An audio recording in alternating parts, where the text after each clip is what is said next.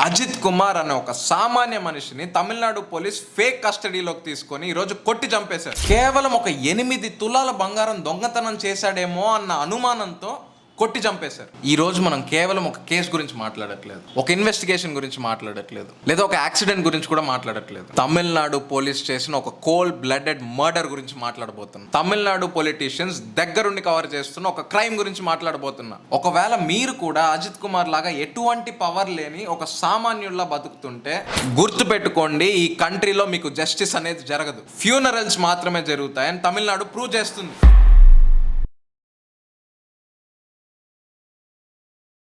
June 7th Ajit Kumar ఒక సామాన్య watchman, ఒక టెంపుల్ కి వాచ్మెన్ లా పనిచేసేవాడు. ఎటువంటి క్రైమ్ రికార్డ్ లేని ఒక సామాన్య మనిషి ఏదో అతని పని చేసుకుంటూ జీవనం సాగిస్తున్నాడు. నిఖిత అని ఒక లేడీ గుడికి వచ్చింది. ఆవిడికి పార్క్ చేయడం రాదో ఏమో తెలియదు కానీ అజిత్ కుమార్ ని హెల్ప్ అడిగింది. అజిత్ పాపం డ్రైవింగ్ రాదు. కీస్ ఆవిడ దగ్గర నుంచి తీసుకొని వాళ్ళ ఫ్రెండ్ కి ఇచ్చి పార్క్ చేయమన్నాడు. వాళ్ళ ఫ్రెండ్ కీస్ తీసుకొని పార్క్ చేశాడు. మళ్ళీ బిగాలు అజిత్ కి తెచ్చిచ్చాడు. ఆవిడ గుడి నుంచి వెనక్కి వచ్చాక ఆవిడ గుర్తొచ్చింది కార్లో బంగారం మర్చిపోయిందని. ఇది కార్లో బంగారం మర్చిపోయిందని. ఆ కార్లో బంగారం ఉందని కూడా ప్రూఫ్ ఏం లేదు, ఆవిడ చెప్తుంది అంతే. ఆవిడ వెంటనే గుడి నుంచి వెనక్కి వచ్చి కార్ డిక్కీలో చూసుకుంటే బంగారం లేదంట. అజిత్ కుమారే నా బంగారం దొంగలిచ్చాడు అని పోలీస్ స్టేషన్కి వెళ్ళి కంప్లైంట్ ఇచ్చారు. పోలీసులు కంప్లైంట్ రిజిస్టర్ కూడా చేయలేదు, ఇది గుర్తుపెట్టుకోండి. ఎటువంటి ఎఫ్ఐఆర్ అజిత్ కుమార్ పేరుతో రిజిస్టర్ కాలేదు. కేవలం ఒక అనుమానం, సస్పిషన్ అంతే.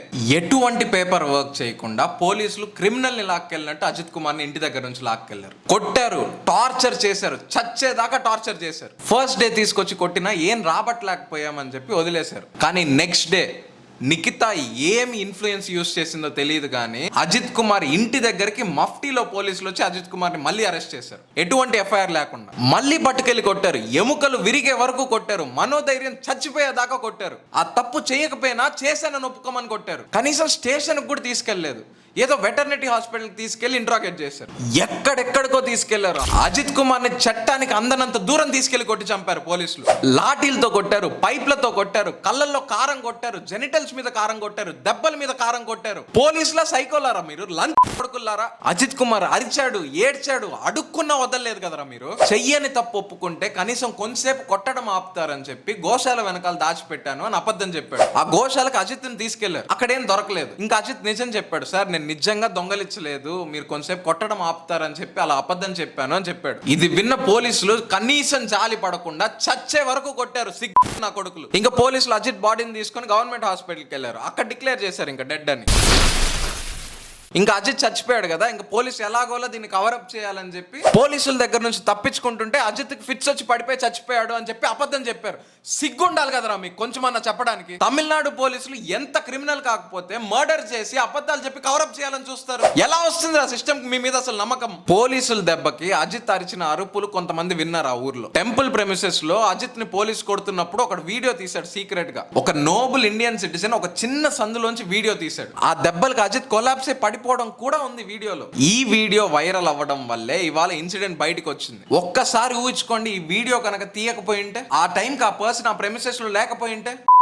ఈ ఇన్సిడెంట్ కారణమైన 5 మంది పోలీసుల్ని సస్పెండ్ చేశారు, ఇంకొకరిని ట్రాన్స్ఫర్ చేశారు. కేసుని సిబిఐకి ఇస్తామంటున్నారు. సిబిఐకి ఇస్తే ఎన్నిసార్లు ఒక కేసుని సిబిఐకి పంపించి ట్రాప్ చేస్తారు? ఒక స్టేట్ లో ఒక కేసు నాయిస్ చేస్తుంది అంటే దాన్ని సిబిఐకి పంపిస్తారు, మనం సైలెంట్ అయిపోతాం. సిబిఐ ఏమైనా అప్డేట్స్ ఇస్తుందా? ఇవ్వదు. మనం మాత్రం సైలెంట్ అయిపోతాం. వన్స్ కేసుని సిబిఐకి పంపిస్తే జస్టిస్ జరుగుతుందేమో అని మనం నమ్ముతున్నాం. ఇంకా సుశాంత్ సింగ్ రాజ్పూత్ కేసుని తీసుకోండి, సిబిఐకి వెళ్ళాలి అని మీతో పాటు నేను కూడా అరిచాను. జయలలిత డెత్ ని తీసుకోండి, ఎంత హంగామా చేశారు అప్పుడు సిబిఐ. ఏమైనా అప్డేట్స్ ఉన్నాయి ఇప్పుడు?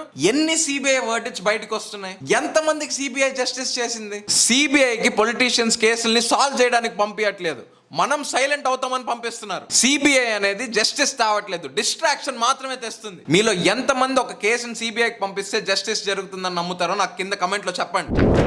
ఎటువంటి పొలిటీషియన్ చెప్పని నిజాన్ని ఒకటి మీకు చెప్తాను ఇప్పుడు. కేవలం అజిత్ కుమార్ దగ్గర పొలిటికల్ పవర్ లేదని, డబ్బు లేదని మాత్రమే ఇలా కిరాతకంగా చంపబడ్డాడు పోలీసుల చేత. ఒక్కసారి ఊహించుకోండి, అజిత్ కుమార్ దగ్గర డబ్బు ఉంటే, అజిత్ కుమార్ కనుక ఒక విఐపి అయి ఉంటే, కనీసం కాలర్ మీద చేసే వాళ్ళ పోలీసులు, ఒక ఐఏఎస్ ఆఫీసర్ కి మనవడై ఉంటే అజిత్ కుమార్ ఇంకా బతికుండేవాడు. ఒక వాచ్మెన్ పని చేస్తున్నాడని కాదు మీరు ఈరోజు చంపేసింది అజిత్ కుమార్ ని. ప్రాణాలు వదిలేసే వరకు టార్చర్ చేశారు కదరా you bloody Lalit Modi 4,000 crore scam చేశాడు, లండన్ లో ఎంజాయ్ చేస్తున్నాడు. నీరవ్ మోడీ 13,000 కోట్లు. వాళ్ళని ఏమైనా కొట్టి చంపారా పోలీసులు? మీ ఎవ్వరికి నచ్చకపోయినా ఇదే నిజం. ఇండియాలో నీ క్రైమ్ మ్యాటర్ కాదు, నీ స్టేటస్సే matter. Respected judge SM Subrahmanyam మాత్రం ఎటువంటి పార్షియాలిటీ లేకుండా కేసును చూస్తున్నారు. ఇది పోలీస్ ఆర్గనైజ్డ్ క్రైమ్ అని చెప్పి డిక్లేర్ చేశారు ఆయన. The state has killed its own citizen అంటున్నారు ఆయన. వీడియో చూస్తున్న వాళ్ళందరికీ చెప్తున్నాను, ఇది కేవలం తమిళనాడు ప్రాబ్లం మాత్రమే కాదు, ఇదే మనందరికీ వార్నింగ్. మన స్టేట్ కి ఏదో ఇమ్యూనిటీ ఉన్నట్టు మాత్రం యాక్ట్ చేయొద్దు మీరు. గుంటూరులో దళితుల్ని కొట్టి చంపడం గురించి మనం విన్నాం. విజయవాడలో పోలీసులు చేస్తున్న ఎన్కౌంటర్స్ గురించి కూడా విన్నాం. ఈ రోజు తమిళనాడులో అజిత్ కి జరిగింది. రేపు మన స్టేట్ లో మనకి తెలిసిన వాళ్ళకి జరగచ్చు.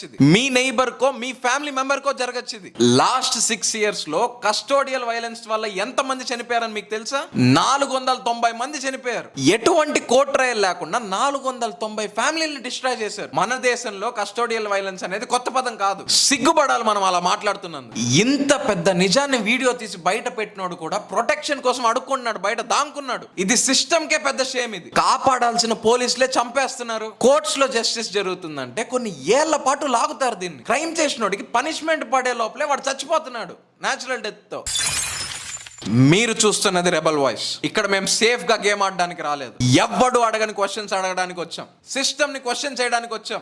ఏ డెవలప్డ్ కంట్రీస్ లో అయినా పోలీసులకి ఇక్కడ ఒక కెమెరా ఉంటుంది, వాయిస్ రికార్డర్ ఉంటుంది. అది ఆన్ లో ఉంటేనే పనికి రావాలి అన్న రూల్ ఉంటుంది. మన కంట్రీలో ఎందుకు ఉండదు? బడ్జెట్ లేదా? లేదా నాయకులు దొరికిపోతారన్న? అజిత్ కుమార్ ని ఇప్పుడు సక్సెస్ఫుల్ గా చంపేసింది తమిళనాడు పోలీస్ సిస్టమ్. మనం దాన్ని ఇప్పుడు మర్చిపోవాలనుకుంటుంది. All of you, your system. మీరు లాస్ట్ వరకు ఈ వీడియో చూస్తున్నారంటే మీరు ఒక రెస్పాన్సిబుల్ సిటిజన్ లా ఫీల్ అవుతున్నట్టు. కంట్రీలో జరిగేది మీకు నచ్చట్లేదు, మీరు మార్చాలనుకుంటున్నారని నాకు అర్థమవుతుంది.